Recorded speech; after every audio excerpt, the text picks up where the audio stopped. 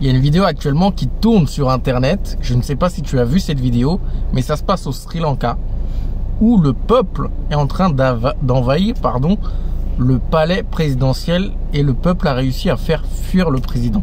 C'est incroyable. Si tu as vu cette vidéo, je t'ai totalement choqué parce que tu vois une nuée de Sri Lankais qui arrivent sur le palais présidentiel, et lorsqu'ils rentrent dedans, ils s'installent à l'intérieur, ils se baignent dans les piscines, ils vont dans les chambres de l'ex-président, et l'ex-président, bien évidemment, il est en fuite parce qu'on lui avait demandé de démissionner, parce qu'au Sri Lanka, ça faisait un moment que ça ne se passait pas bien, famine avec le Covid, et également les dernières crises qu'il y a eu dans le pays. Et beaucoup de mauvaises décisions de la part de ce président qui est en exercice ont fait en sorte que le Sri Lanka aujourd'hui est dans une situation qui est très alarmante. Ils sont même en train de regarder avec le FMI comment faire pour remonter la pente, comment faire pour que la population arrive à vivre, parce qu'aujourd'hui c'était impossible pour les Sri Lankais, et c'est encore le cas, parce que rien n'a changé. C'est pas parce qu'ils ont envahi le palais que ça a changé, mais aujourd'hui ils ont du mal avec se nourrir, avec l'augmentation des prix, moins de revenus à cause du tourisme. C'est une situation assez critique.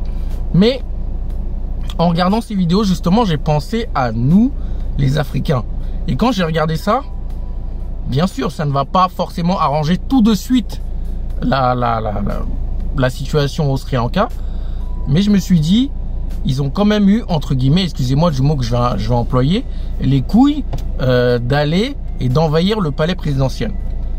Et je me posais la question, est-ce que chez nous, en Afrique subsaharienne surtout, on est capable de mener ce type d'action-là?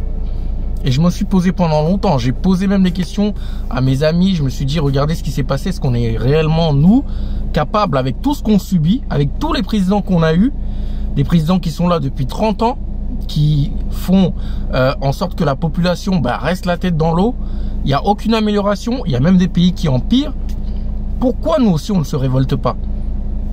Il y a eu le printemps arabe, où les peuples arabes se sont révoltés.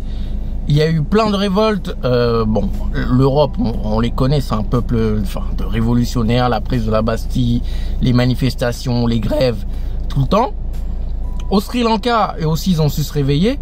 Dans plein d'autres continents, on a ce soulèvement-là, on a ces révoltes, mais chez nous, on n'en a jamais. Pourquoi on n'en a jamais chez nous? Est-ce qu'on est réellement, nous, capables de prendre notre destin en main? Parce qu'on va dire que les Sri Lankais ont réellement pris leur destin en main. Ils se sont dit, on va y aller, ok, il peut y avoir l'armée, il peut y avoir tout ce qu'on veut, mais nous aujourd'hui on a faim et on veut que ça change. Donc on va prendre les choses en main et on va y aller, on va enlever le président. Et en plus ils sont aussi allés chez le Premier ministre et ils ont incendié sa maison. Est-ce que c'est possible chez nous? Je vais vous donner mon avis. Mon avis est tout simplement que ça va être très difficile que ce genre de choses puisse arriver chez nous. Même si on est dans une situation qui peut être critique dans certains pays, on est avec des présidents qui ne prennent pas en compte la population dans leurs décisions, qui ne pensent qu'à remplir leurs poches. Aujourd'hui, on a une grosse inflation et je vous assure que ça ne fait que commencer en Afrique. On n'a même pas encore vu les vrais impacts en Afrique, mais ça va arriver. Et même avec tout ça, je pense que les Africains auront du mal à réaliser ce type d'action. Pourquoi? Tout simplement parce que l'Africain, en général, et a été éduqué comme ça, ce n'est pas de notre faute, mais on doit le changer avec la peur. Avec la peur de l'autre, avec la peur du conflit, avec la peur de l'autorité.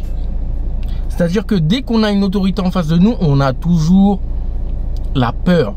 Dès qu'on a la justice, on se laisse faire. Donc on a une grosse entreprise ou un patron qui est supérieur à nous, on va se laisser faire parce qu'il est plus grand que nous, il a plus d'argent que nous, il a plus de pouvoir que nous et on va se laisser faire.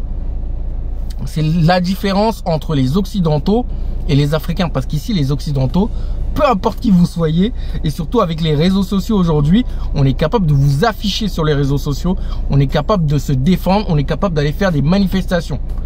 Nous, on n'a toujours pas cette culture-là de se défendre réellement et d'aller chercher ce qui nous est réellement dû. On a peur. On a réellement peur de ce qui peut nous arriver. On ne pense surtout pas au global. Et c'est aussi là une des raisons pour lesquelles on ne pourra pas mettre ça en place, tout simplement parce qu'on ne pense pas global. Chacun pense à son ventre. La situation, elle va être de pire en pire dans le pays, mais à partir du moment où chacun va remplir son ventre, il va se dire ok, moi j'ai rempli mon ventre, le reste c'est pas mon problème.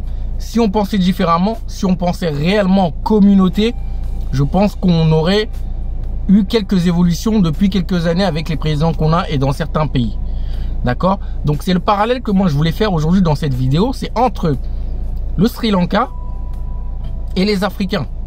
Peu importe le pays africain, mais je parle surtout en termes de mentalité et en termes de passage à l'action. Est-ce qu'on est réellement capable, nous, de mettre ces actions-là en place? Est-ce qu'on est capable aujourd'hui de se soulever et d'aller voir le président, d'aller voir, envahir les palais, d'aller voir et de dire ça suffit, on veut que ça change? J'y crois très peu. J'espère que bientôt on pourra le faire. Mais en tout cas, à l'heure d'aujourd'hui, l'Africain est tellement peureux. Et j'en faisais partie avant de venir en Occident. L'Occident m'a permis de développer justement cette liberté-là, de pouvoir me défendre, de pouvoir aller chercher et lutter pour mes droits. Aujourd'hui, je ne peux plus me laisser faire. Mais ceux qui sont sur le continent, et même beaucoup de la diaspora encore, ont toujours cette mentalité-là, ont très peur et ne sont pas capables de mener ce type d'action-là. Sauf que tant qu'on ne sera pas capable de le faire et de prendre notre destin en main, on n'avancera pas et on restera toujours dans la même situation et on restera toujours les gens qui pleurent et qui se plaignent à la fin. Alors qu'on a tout de notre côté pour faire évoluer les choses, pour prendre la place qu'on doit vraiment prendre, pour vivre convenablement, pour que chacun en Afrique vive convenablement. Donc dis-moi ce que toi tu en penses en commentaire.